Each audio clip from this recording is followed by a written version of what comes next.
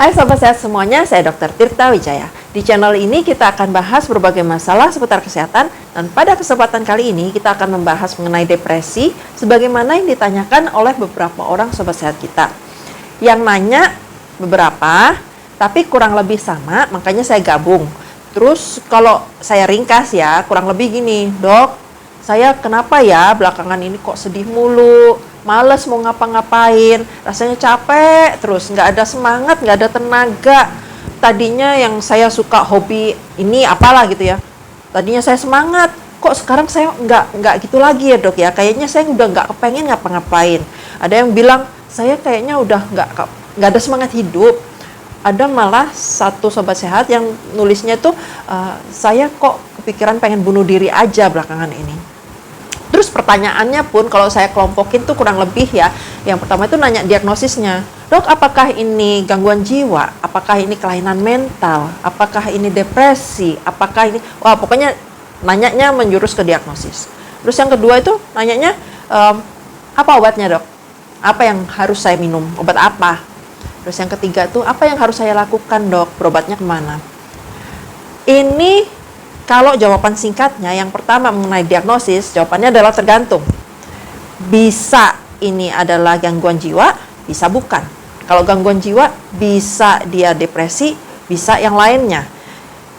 Itu tergantung oleh banyak faktor. Apa kondisi si pasien, apa pemicunya, bagaimana lingkungan sekitarnya, kenapa sampai merasa seperti itu.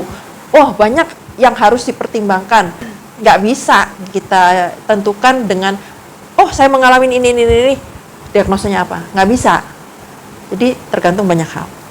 Terus yang kedua, mengenai treatmentnya, obatnya, sama, tergantung juga. Tergantung apa itu kondisinya.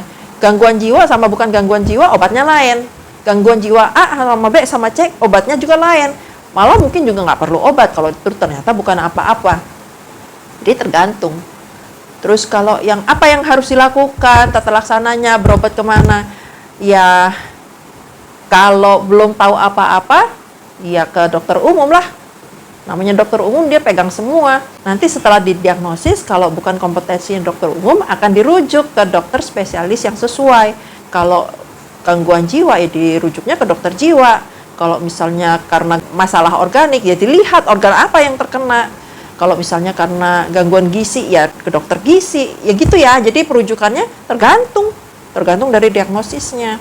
Nah, itu adalah jawaban singkat. Yang mau to the point udah kelar ya. Nah, sekarang kita bahas lebih detail lagi. Bagi keluhan yang disebutkan oleh Sobat Sehat kita itu sebenarnya bukan penyakit, tapi adalah kondisi yang dialamin. Dan hal yang menyebabkan kondisi itu macam-macam. Memang sih menjurus-jurus ke arah depresi, tapi ini belum tentu juga depresi yang patologis. Patologis itu artinya yang penyakitan ya. Jadi yang namanya depresi itu adalah emosi yang wajar, yang normal dialamin manusia. Kalau kita menghadapi kekecewaan, kegagalan, hal-hal yang tidak menyenangkan, kita depresi, ya wajar dong. Itu sama misalnya kalau kita misalnya dicubit.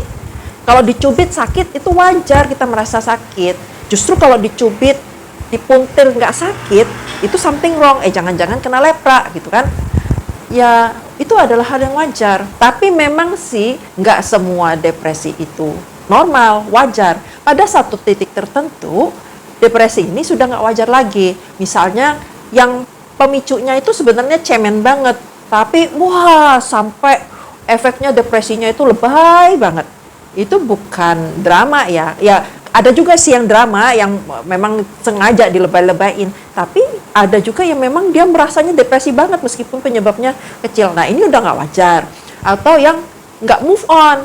Orang lain 2 minggu, 6 minggu udah kelar, dia sampai 2 tahun nggak kelar-kelar. Ini juga nggak sewajarnya.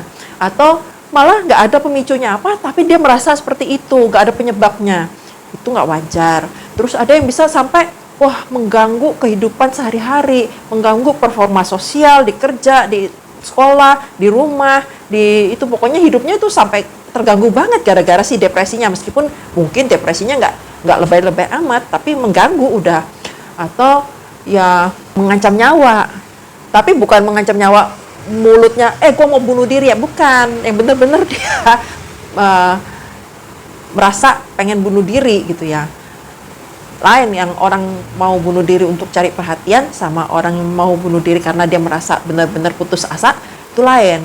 Nah, hal-hal semacam ini tuh harus diteliti juga, diperiksa juga benar-benar sama si dokternya untuk menentukan apakah ini depresinya yang masih dalam batas wajar atau enggak. Kalau depresinya masih dalam batas wajar, ini akan terselesaikan dengan sendirinya seiring dengan berjalannya waktu. Dan itu nggak perlu apa-apa, nggak perlu penanganan khusus. Dia ya akan sembuh sendiri, memang begitu, wajar, move on dia nanti, udah gitu selesai. Dia masih inget, dia pernah sedih, masih inget pernah depresi, tapi life goes on.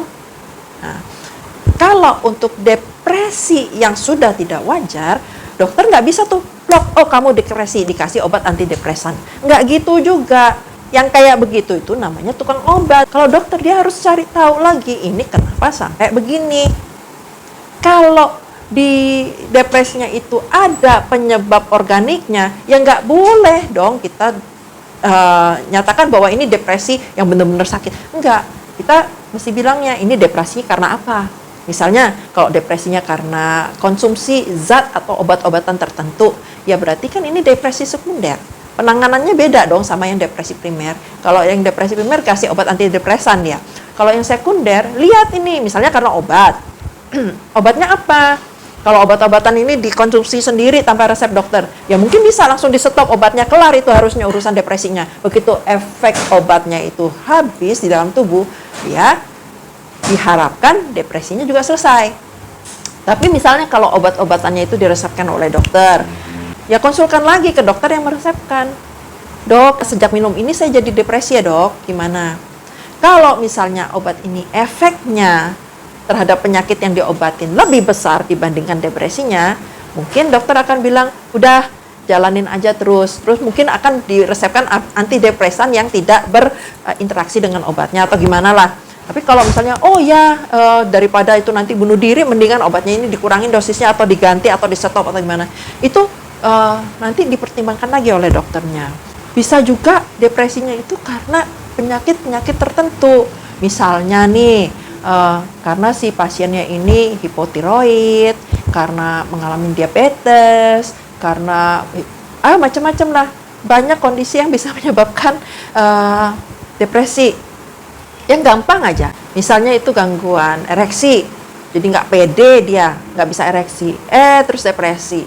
Ya, yang kita tanganin harusnya penyakit awalnya dong, yang penyebabnya. Nanti kalau penyakit awalnya itu sudah tertanganin, umumnya depresinya akan membaik. Kalau misalnya yang depresinya menetap, ya baru kita tanganin depresinya lagi dengan cara yang lain lagi.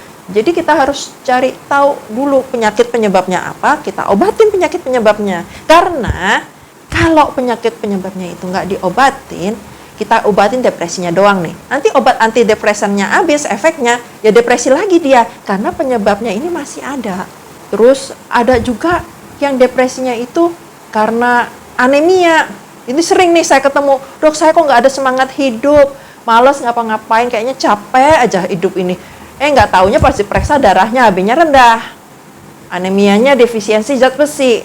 Ya kalau kayak begini kasih obatnya apa? Ya suplemen zat besi lah, vitamin C. Jangan dikasih obat antidepresan. Jadi dia tuh capek ngapa-ngapain, males ngapa-ngapain, kayaknya udah nggak mau ngapa-ngapain lagi tuh.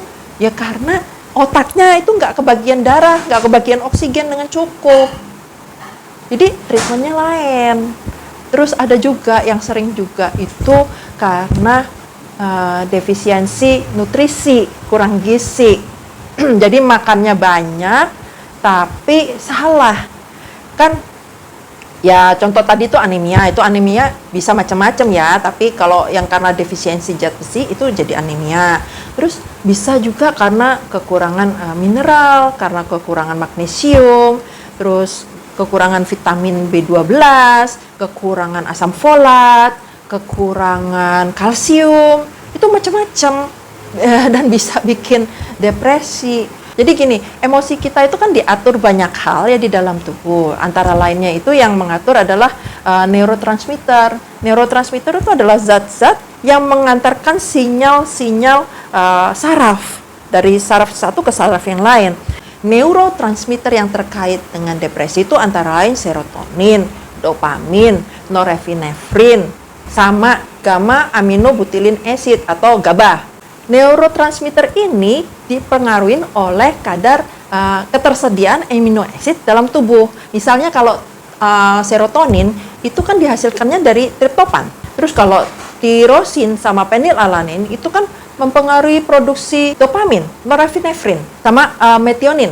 Metionin itu kalau digabung dengan ATP, dia memfasilitasi produksi dari neurotransmitter di otak. Nah, kalau yang amino acidnya ini nggak ada, ya gimana kita mau produksi? Barang bahan bakunya nggak ada, bensinnya nggak ada untuk memproduksi. Terjadilah defisiensi dari si neurotransmitter. Nah, kalau neurotransmitternya nggak ada, ya jadi depresi lah. Jadi macam-macam ya bisa menyebabkan. Dan diagnosa pun beda-beda. Diagnosa ini harus tajam. Kenapa? Karena dia akan menuntun pada terapi yang tepat. Misalnya nih, kalau depresinya itu karena kadar serotoninnya sangat rendah, karena triptopannya rendah. Terus dikasih obatnya antidepresannya yang SSRI, yang serotonin reuptake inhibitor. Apa yang mau diinhibit? Orang serotoninnya aja nggak ada, nggak cocok obatnya. Meskipun kelasnya antidepresan, tapi cara kerjanya itu nggak sesuai dengan penyebab terjadinya si depresinya itu. Dan kayak begini-begini ini nggak bisa tuh diperiksa dengan tanya jawab dalam waktu 15 menit ketemu jebret sakitnya ini, obatnya ini. Seringkali kita harus berkali-kali untuk menggali lebih dalam lagi. Kadang perlu dilakukan pemeriksaan juga. Jadi ada tuh kasus di mana terjadi depresi karena ada tumor di dalam otak. Dan tumor dalam otak ini nggak bisa dengan tanya jawab aja untuk menegakkan diagnosanya. Ya harus lakukan MRI otak. Dan berbagai pemeriksaan ini dipilih dokternya berdasarkan arah kecurigaan awalnya. Sekarang apa yang perlu kita lakukan? Kalau menurut saya, sebelum ke dokter, sobat sehat lihat dulu. Jadi istilahnya gini, dalam keadaan normal harusnya kan kita nggak depresi, ya kan?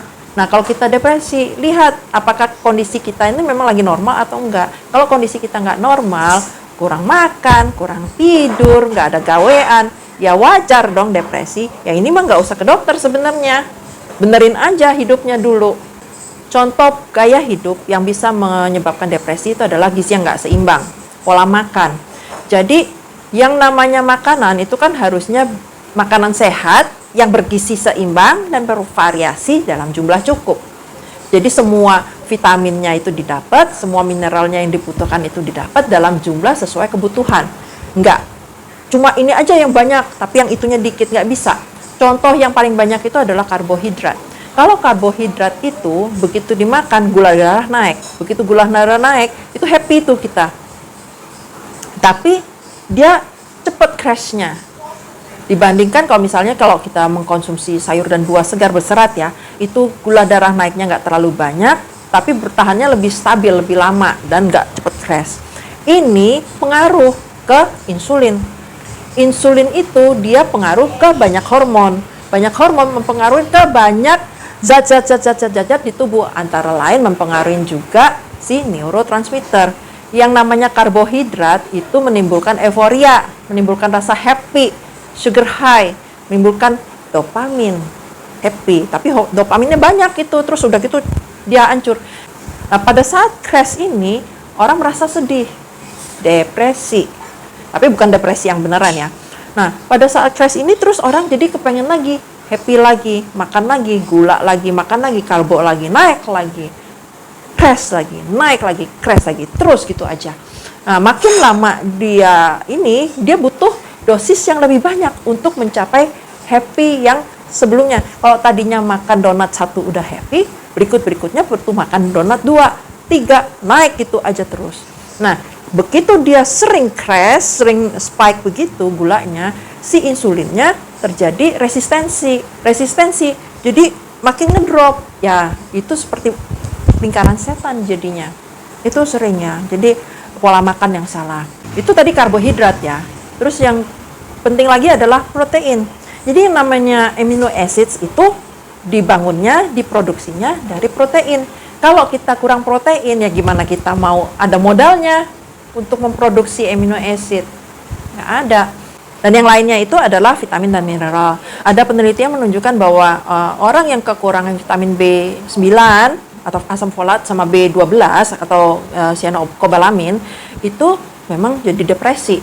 Begitu mereka ini dikasih asam folat 0,8 mg per hari sama cyanokobalamin sebanyak 0,4 mg per hari, itu depresinya membaik. Tapi belum diketahui kenapa bisa begini. Yang jelas vitamin-vitamin ini berperan dalam mengatasi depresi. Terus ada penelitian juga yang memberikan magnesium sebanyak 250 sampai 300 mg per setiap habis makan sama sebelum tidur. Itu juga terbukti bisa meringankan depresi. Jadi orang-orang yang mengalami kekurangan vitamin ini, mengalami mineral ini, ya mereka berisiko tinggi mengalami depresi karena defisiensi. Kalau yang kayak begini-begini, kan nggak perlu obat sebenarnya, nggak perlu kasih antidepresan. Yang diperlukan adalah memperbaiki pola makan aja. Kalau misalnya orangnya pola makannya sangat jelek, picky, nggak mau makan ini, itu maunya mie instan doang, ya terpaksa dikasih suplemen. Dan suplemennya itu ya tergantung apa yang kekurangan, apa yang defisiensi. Nggak semuanya dikasih, nanti malah kelebihan. Karena itu nanti numpuk di tubuh. Kalau kelebihan jadi toksin, jadi masalah lain lagi. Jadi harus disesuaikan juga, nggak sembarangan kita kasih. Kalau menurut saya sih, ya paling gampang terapkan pola makan yang sehat. Konsumsi makanan sehat bergizi seimbang, bervariasi dalam jumlah cukup. Terus hindarin segala hal yang mengganggu penyerapan nutrisi. Kita intake-nya bagus, tapi penyerapannya terganggu. Ya nggak masuk juga, nggak dapat juga ke dalam tubuh. Yang ganggu penyerapan apa? Ya, kalau untuk kalsium sama zat besi terganggu penyerapannya oleh konsumsi teh. Ya habis makan jangan minum teh. Atau kalau misalnya minum suplemen pakai air putih, jangan pakai teh gitu kan. Contohnya. Terus jangan konsumsi alkohol. Alkohol ini sangat membebani lever, mengganggu penyerapan. Terus jangan merokok. Merokok itu rusaknya sebadan badan. Antara lain juga ke penyerapan nutrisi. Udah gitu cukup tidurnya harus berkualitas baik dengan jumlah yang memadai sesuai dengan usia. Untuk anak-anak usia 6 sampai 12 tahun butuh tidur antara 9 sampai 11 jam sehari ya. Jadi termasuk jam tidur siang juga. Untuk remaja usia 13 sampai 17 tahun butuh tidur itu sekitar 8 sampai 10 jam sehari. Biasanya mereka ini udah nggak tidur siang lagi sih. Terus kalau untuk orang dewasa di atas usia 18 tahun, butuh tidur itu 7 sampai 9 jam semalam yang kualitasnya bagus.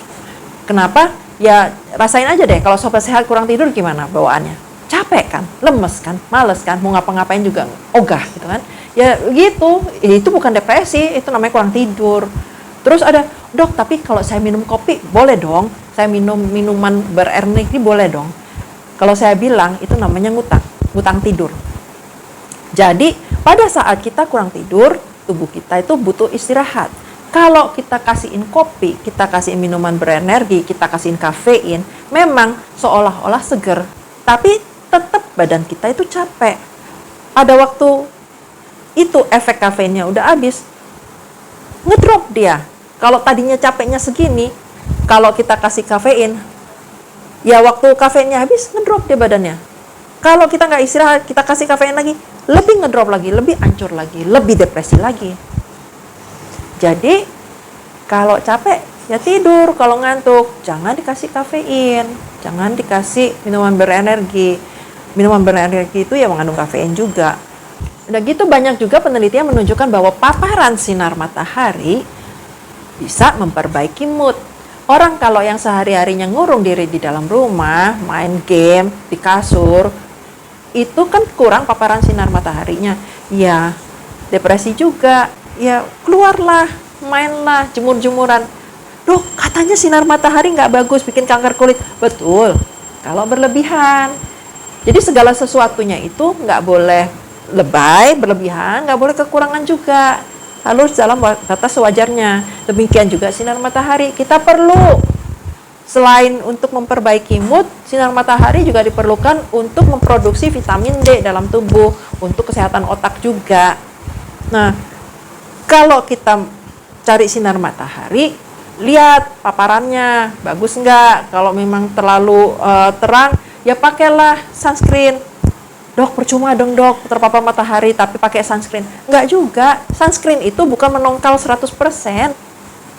Tetap ada sinar matahari yang masuk. Jadi kalau sinar mataharinya nggak terlalu terik, kita keluarnya cuma sekitar setengah jam, mungkin masih oke nggak pakai sunscreen. Tapi kalau kita keluarnya jam 11, jam 12, pas matahari lagi terik-teriknya, nggak ada awan segala macam, ya pakailah sunscreen. Kalau nggak percaya nih, tanya mereka yang pakai sunscreen jemur-jemuran. Hitam juga kok. Itu tandanya pakai sunscreennya tembus juga tim sinar matahari dan pakai sunscreennya nggak adekuat. Ya, jadi disesuaikan dengan kondisinya. Tetap pakai sunscreen, kalau saran saya sih, tetap pakai sunscreen, tapi tetap cari sinar matahari. Jangan sampai terjadi luka bakar karena sinar matahari. Nah, kalau sampai terjadi luka bakar sampai gosong, itu yang berpotensi terjadi kanker kulit. Sekian pembahasan saya kali ini tentang depresi. Semoga apa yang saya sharingkan kali ini bermanfaat buat sobat sehat semua. Kalau sobat sehat ada pertanyaan seputar kesehatan, boleh langsung diketik aja di komen. Nanti kita akan bahas di video-video berikutnya. Tapi please jangan konsul ya. Karena yang namanya konsul itu nggak bisa dibahas di forum umum. Harus personal antara dokter dengan pasiennya. Dan ini adalah disclaimer saya. Kalau sobat sehat suka dengan bahasan kesehatan semacam ini, mohon like video saya, subscribe di channel ini, lalu aktifkan notification-nya dengan menekan tombol lonceng supaya sobat sehat bisa dapat info kalau saya upload video baru. Semoga apa yang saya sharingkan ini bermanfaat dan jadi berkat. Sampai jumpa di video-video berikutnya. Salam sehat selalu.